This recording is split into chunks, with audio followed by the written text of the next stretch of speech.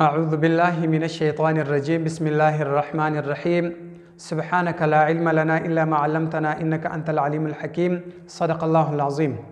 قدرمنو د انګلیسي د زده کړې مینوالو د روغ صحت په هیله مو یم. دوستانو 14 سبق دی.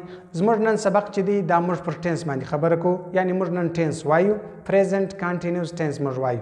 د ټینسو نومان د ټولو دا مې درته ښوولي وو، هغه به ستاسې زده سوي. د ټینسو دپاره ورب هغه تاسو پېژندلی وو چې د کم ټینس دپاره کم ورب دی، دا مې پېژندلی وو. قاعدې موږ زده کړي دي.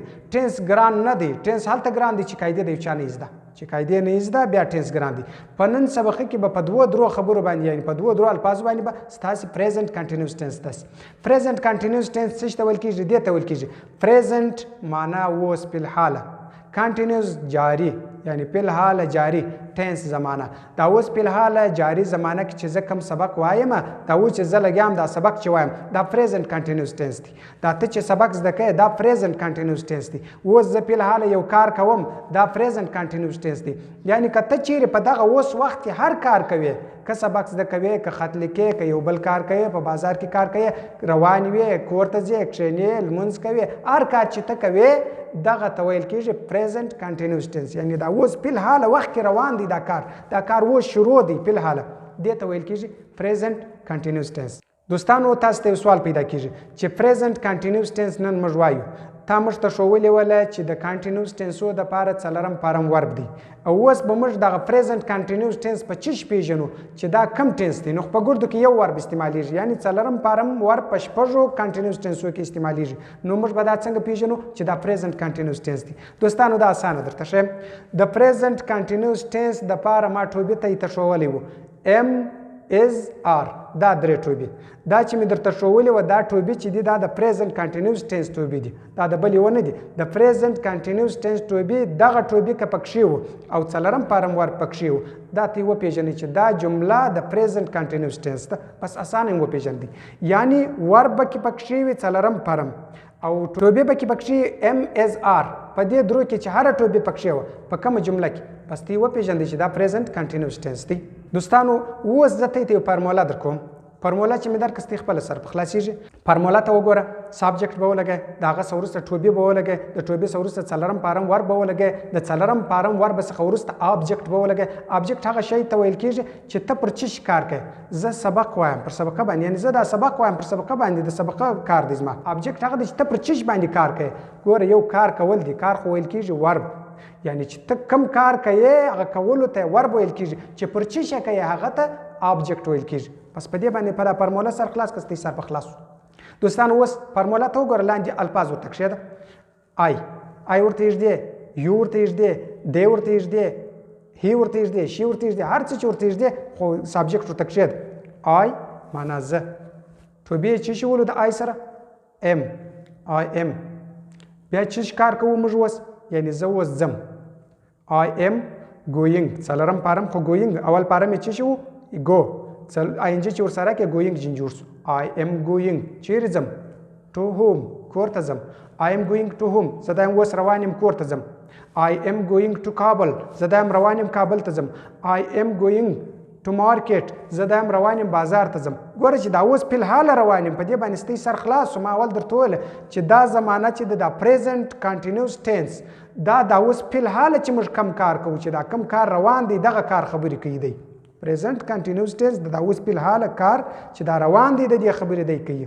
آی ام ګوینګ ټو ماسک، زه مسجد ته روان یم. چې تاسې فارموله زده کړه لاندې جمله په خپله ورته جوړوئ. بل ګوره اوس هی دی، هی سره زه اوس چش لګېږي، سابجکټ خو هی ولګېدی، د هی سره چش راځي ټوبې از ورسره ولګېدی، هی از. اوس څه کار کوي دا؟ سپیک خبرو ته ویل کېږي، سپیک خبرو ته ویل کېږي. د سپیک سره آی ان جي ولګوئ، څلرم فارم جین جوړ کړه. هی از سپیکینګ، هی از سپیکینګ. چش کوي؟ کوم خبرې کوي؟ انګلیش. هی از سپیکینګ انګلیش، هغه انګلیش خبرې کوي. هی از سپیکینګ انګلیش، هغه اوس فی الحال لګیا دی انګلیش خبرې کوي. هی از سپیکینګ پښتو، هغه اوس لګیا دی پښتو خبرې کوي. ګوره یو آر سپیکینګ پښتو، ګوره د یو ټوبې چې ولو هغه آر و، د یو سره د دې سره د وی سره د دې ټوبې آر و. دغه هغه تیر قاعدې که ستې په یاد وي مخته مشکل نه درته راځي. که مې هغه قاعدې نه وې زده خامخا به مشکل درته راځي. بیا به ته دا وایي چې دا څونه ګران دی زه نه پوهېږم، خو که مې قاعدې زده وي بیا چی نسته، بیا اسانه دي. یعنې څنګه موږ وایو؟ یو آر speaking English ته انګلیش خبرې کوي دا اوس لګیا you are speaking پښتو ته پښتو خبرې کوي دا اوس لګیا they are reading the Quran هغوی قرآن مجید وایي دی اوس ناست اوس په الحال قرآن مجید وایي they are reading the Quran دی اوس قرآن مجید وایي they are reading a book دی یو کتاب وایي ګوره دا خو دی خو جمع ده یعنی د جمع غایب د پاره د دی قرآن مجید وایي هغوی یا دوی مې په پښتو کې هغوی هم وایي دوی هم وایي دوی اوس قرآن مجید وایي دا هغه جملې دي اوس بس تاسې سنټنسز په یاد وي کومې سنټنسز په یاد وي هیڅ مشکل نشته درته کومې هغه هیر سوي هغه 4 قسمونه د سنټنسزو که ستاسې په یاد وو نن مشکل نشته درته ځکه اوس به د دې جملو څخه یا پازیټیو جمله جوړه بیا به نیګیټیو جمله جوړه بیا به انټراګیټیو جمله جوړه بیا به نیګیټیو اینډ انټراګیټیو جمله جوړه دا جملو څه چې دا نن مې وویلې د پریزنت کنټینیوس ټنس جملې چې دا اوس مې وویلې دا بس دورې اړول کېږي که چیرې ستاسې هغه جملې په یاد وي اوس راسه ورته ګور I am going to home دا مثبته جمله ده یعنی پازیټیو سنټنس دی I am going to home زه کور ته روان یم اوس دا نیګیټیو ته واړوه I am not going خالي ناټ پسې ولګوه په ام پسې ناټ ولګوه I am not going to home زه کور ته نه یم روان I am not going to home زه کور ته نه یم روان اوس زه داسې سوالیه جمله جوړوم یعنی د مثبت جملې څخه سوالیه جوړوم څنګه به جوړوم داسې خالي ټوبې واړوه سر ته ټوبې چې د سر ته واړوي خپله سوالیه جمله جوړه سوه یعنی انټراګیټیو سنټنس چې جوړ سو څنګه am I going to school آیا زه و سکول ته روان یم زه و مدرسې ته روان یم am I going to school آیا زه چې اوس روان یم دا زه اوس مدرسې ته روان یم بیرته نیګیټیو اینډ انټراګیټیو سنټنس چې جوړ کړه am I not going to school آیا زه سکول ته نه یم روان دا زه روان یم ته ستا خدا فکر دی چې دی نه دی روان آیا زه سکول ته نه یم روان دا ټولې جملې پر دا ترتیب باندې هغه 4 قسمه سنټنسز باندې برابر کړي بس درته مشکل نشته دا جملې سره واړوي چې دا کومې جملې درته ویل شوي دي دغه جملې سره واړوي بس اسانه کیسه ده ګوره ورته he is speaking English هغه انګلیش خبرې کوي یعنی دا پازیټیو سنټنس اوس یې نیګیټیو ته واړو he is not speaking English هغه انګلیش خبرې نه کوي دا اوس په الحال هغه انګلیش خبرې نه کوي سوالیات یې پسې واړو is he speaking English آیا هغه انګلیش خبرې کوي دا واړو بیرته نیګیټیو اینډ انټراګیټیو سنټنس ته واړو is he not speaking English آیا هغه انګلیش خبرې نه کوي ګوره که چیرې دا 4 قسمه جملې ستاسې زده وي دا سنټنسز چې درته تېرې شوي دي هغه ستاسې زده وي هېڅ مشکل نشته د هغه یوه جمله 4 قسمه ته راواړوه اوس ما تاسو ته WH کوشن یا انفارمیشن کوشن هغه مې درته ویلي چې دا د ټنسو سره سخت ضرورت دی یعنې د ټنسو سره د دې کار دی اوس زه وایم what are you doing ته چیش کوې what are you doing ته په چیش اخته یې چیش کوې څه کار کوي what are you doing ته یو ځای هغه لګیا یې کار کوي اخته یې زه درته what are you doing ته چیش کوي I am looking for my pen زه زما قلم لټوم هغه پیدا کوم هغه راڅخه ورک دی زه هغه پیدا کوم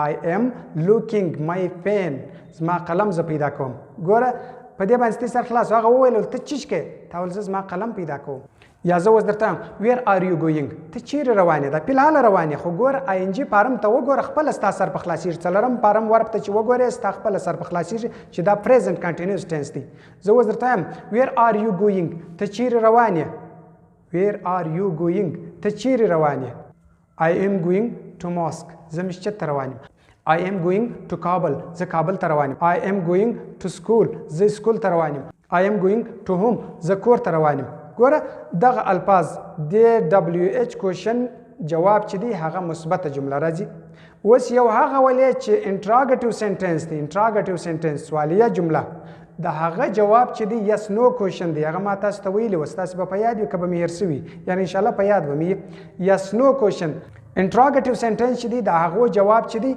هغه یس نو دی یس نو په دې باندې د دې جواب راځي د دې جملې جواب د انټراګیټیو یعنې د سوالیه جملې جواب چې دی هغه په یس نو باندې راځي اوس مثال زه وایم ام آی ګوینګ ټو کابل آیا زه کابل ته روان یم اوس به ته ماته جواب څه راکوې یا به په یس راځي یا به په نو یس یو آر یعنې و ته روان یې کابل ته ځې یس یو آر ګوینګ ټو کابل ته کابل ته روان یې که زه نه کړم نو یو آر ناټ نو یو آر ناټ یا ته نه روان یا ته کابل ته نه روان یو یس نو کوشن دی او یو دا انفارمیشن کوشن دی WH کوشن د دې دوه فرق وکړه د WH کوشن جواب چې دی په مثبته جمله دی او د یس نو کوشن چې دی هغه جواب په یس په نو باندې دی هغه انټراګیټیو سنټنس دا هغه جواب په یس په نو باندې راځي یس یو آر و ته یې یعنی و ته روان یې چې جواب په نو سره وکړي نو یو آر ناټ سپیکینګ انګلیش ته انګلیش خبرې نه کوې نو یو آر ناټ you are not speaking English. بس دغه ترتیب دی.